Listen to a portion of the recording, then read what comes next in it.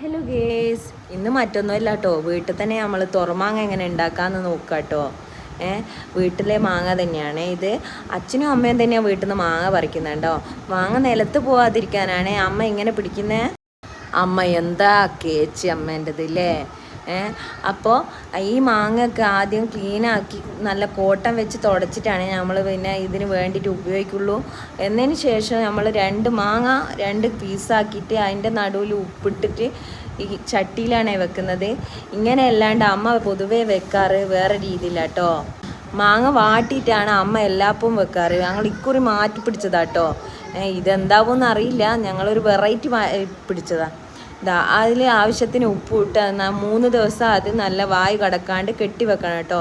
എന്നിട്ട് ഉണക്കി എടുക്കുക ചെയ്യുക. നല്ലോണം ഉണങ്ങണമെന്നില്ല, ചെറിയ രീതിയിൽ. ഈ ഉണക്കുന്ന ഒരു ചെറിയ ഭാഗമാണ് കേട്ടോ ഇത്. എൻ്റെ വീഡിയോ സബ്സ്ക്രൈബും ലൈക്കും ചെയ്യണേ, മറക്കല്ലേ.